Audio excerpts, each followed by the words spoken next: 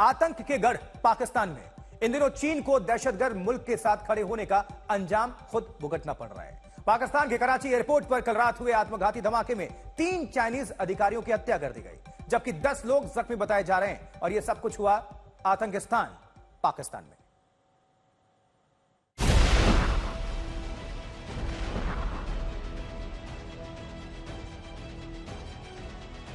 एक धमाका और चारों तरफ आग ही आग, सुलगती कारें और उठता धुआं। धमाके के बाद मची अफरा तफरी, जख्मी को गोद में लेकर भागते लोग, इधर उधर खड़े वाहन। धमाके के बाद सड़क पर दूर दूर तक फैला मलबा और रेंजर्स से लेकर पुलिस तक के जवानों में हड़का। चंद लम्हों में मौके पर पहुंची फायर ब्रिगेड, एम्बुलेंस और फिर शुरू हुआ रेस्क्यू ऑपरेशन। पाकिस्तान के कराची एयरपोर्ट के बाहर ये हालात रविवार की रात पैदा हुए थे, जब चाइनीज अधिकारियों की कार पर खुदकुश हमला हुआ था। हमले के फौरन बाद जब जख्मी लोगों को अस्पताल भेजा जा चुका था, वाहनों में लगी आग बुझाई जा चुकी थी, तब सड़क पर धमाके में तबाह और आग में फूंकी हुई कारों का मलबा नजर आ रहा था। 1, 2, 3, 4, 5, 6, 7 एक ही जगह आधा दर्जन वाहन फूंक चुके थे। कराची के पुलिस एहलकारों को सूझ नहीं रहा था कि आत्मघाती हमले को लेकर क्या बहाना बनाएं, क्योंकि इस वक्त जो क्राइम सीन है वहाँ पे कुछ समझ नहीं आ रहा। टैंकर जो है उसके आग लगने से जो मुतअद्दिद गाड़ियां जो है वो उसकी जद में आई हैं और उससे बहुत सारा कोलैटरल डैमेज हुआ है। तो लोकल पुलिस इसके ऊपर कोई कमेंट नहीं करना चाहती। पुलिस ऑयल टैंकर में धमाके की बात कर रही थी, गवर्नर जांच की बात कर रहे थे। सिंधु की हुकूमत कोई रिस्क नहीं ले सकती थी, क्योंकि ये धमाका मामूली नहीं था।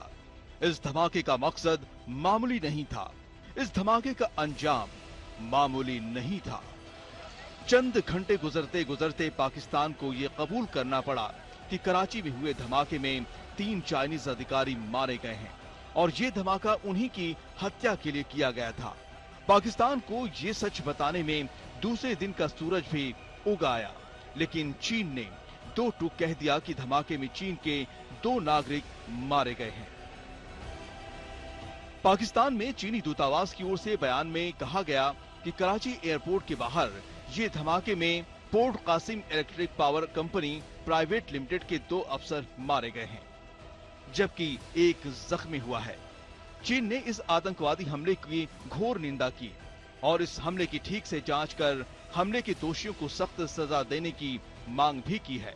चीन ने पाकिस्तान में अपने नागरिकों को एहतियात बरतने की सलाह भी दी है। उधर पाकिस्तानी हुकूमत अब तक हमले के पीछे के संगठन का पता लगा पाई है या नहीं, लेकिन पाकिस्तान में इस खतरनाक हमले की जिम्मेदारी बलूचिस्तान लिबरेशन आर्मी नाम के संगठन ने ली है। आज तक ब्यूरो। तो कराची में जिन्ना इंटरनेशनल एयरपोर्ट के बाहर इस धमाके का क्या मकसद था और क्यों बलूच नेशनल आर्मी ये धमाके कर रहा है, ये जानने से पहले आपको हम दिखाते हैं वारदात कैसे हुई और कहां हुई। लेकिन पाकिस्तानी मीडिया में चल रही खबरों के मुताबिक घटना जिन्ना इंटरनेशनल एयरपोर्ट के गेट से कुछ ही दूरी पर हुई, जहां कार में सवार एक खुदकुशी हमलावर सड़क किनारे खड़ा था, सुसाइड बॉम्बर जैसे कहते हैं। जैसे ही चीन के अधिकारियों की कार उसके करीब पहुंची, उसने अपनी कार उससे टकरा दी और तभी धमाका हुआ।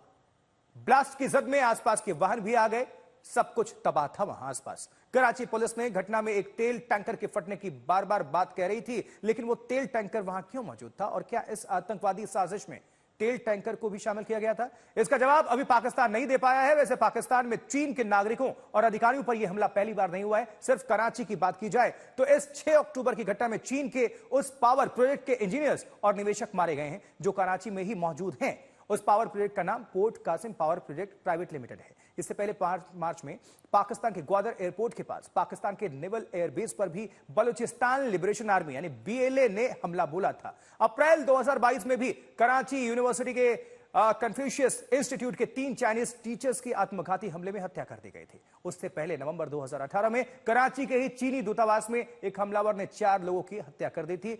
देखिए, दरअसल बलूचों का मानना है कि एक तो पाकिस्तान ने जबरदस्ती उनकी जमीन पर कब्जा किया हुआ है, ऊपर से बलूचिस्तान के खनिज संसाधनों और तमाम कारोबार को चीन के हवाले करके पाकिस्तान ने जुल्म की इंतहा पार कर दी है। और इसी के प्रतिशोध में कराची ने बलूचों के निशाने पर चीनी भी आते रहे हैं। पाकिस्तान के अंदर हो रहे इस तरह के आतंकी हमलों के बाद चीन के कॉरिडोर प्रोजेक्ट पर भी खतरा बढ़ता दिखता है, क्योंकि चीन ने जो अरबों रुपए चीनी पाकिस्तान कॉरिडोर के नाम पर निवेश करने का झांसा पाकिस्तान को दिया है, उसका विरोध सिर्फ बलूचिस्तान में नहीं बल्कि पाकिस्तान की उत्तरी सरहदों पर भी देखने को मिल रहा है, जहां खैबर पख्तूनख्वा में भी चीन के प्रोजेक्ट्स का विरोध बढ़ता जा रहा है।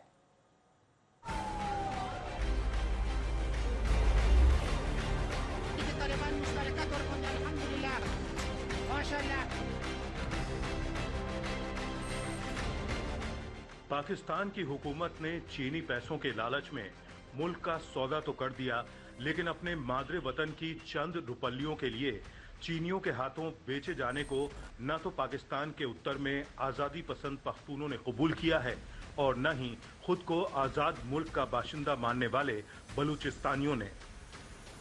आज पाकिस्तान के अंदर चीन पाकिस्तान इकोनॉमिक कॉरिडोर के नाम पर जो पख्तूनों और बलूचों की जमीनी संपदा की लूट मची है, उसके खिलाफ एक तरफ दक्षिण की सरहद से बलूचों ने मोर्चा खोल रखा है तो उत्तर की सरहद से पख्तूनों ने। और उत्तर में तो चीन के विरोध का आलम यह है कि तहरीक तालिबान पाकिस्तान जैसे आतंकवादी संगठन, जिन्हें अफगानी तालिबान का छोटा भाई भी कहा जाता है, वो हमले करता है। टीटीपी ने ही इसी साल मार्च महीने में पाकिस्तान के शांगला जिले में चीनी इंजीनियरों की बस पर आत्मघाती हमला करके 5 इंजीनियरों को मार डाला था। उस हमले के बाद चीन इतना डर गया था कि पाकिस्तान में चल रही करीब 10,000 मेगावाट की 3 बांध परियोजनाओं का काम तक बंद कर चुका था। हालांकि टीटीपी पर कार्रवाई और पख्तूनों की आजादी की आवाज कुचलने के लिए पाकिस्तान ने फौजी और सियासी हर तरह की कार्रवाई की। अब तो पाकिस्तान ने पख्तूनों के सबसे पुराने और मजबूत संगठन पश्तून तहफ़्फ़ुज़ मूवमेंट को देश विरोधी करार देकर बैन कर दिया है। हालांकि पख्तूनों का विरोध और तहरीक तालिबान पाकिस्तान की कार्रवाइयां पाकिस्तान में क्या हालात बना रही हैं, उसकी एक तस्वीर पिछले हफ्ते ही सामने आई है, जिसमें टीटीपी और लश्कर-ए-इस्लाम नाम के संगठन ने पाकिस्तानी सेना के काफिले पर घात लगाकर हमला किया और 5 पाकिस्तानी सैनिकों को भून डाला। टीटीपी ने इस हमले में 6 पाकिस्तानी सैनिकों के मारे जाने का दावा किया था। पाकिस्तान में उत्तर से लेकर दक्षिण तक ऐसे हमले पाकिस्तानी सेना पर होते रहे हैं, लेकिन पिछले कुछ साल से चीन के अफसर, कर्मचारी और नागरिक भी इन संगठनों के निशाने पर आ रहे हैं। हालांकि पाकिस्तान बार बार चीन को मुकम्मल सुरक्षा का झांसा देता है और पिछले दिनों पाकिस्तानी सेना ने भी ये दावा किया था कि टीटीपी के खिलाफ बड़ी कार्रवाई की गई है और आतंकवादियों का खात्मा किया गया है।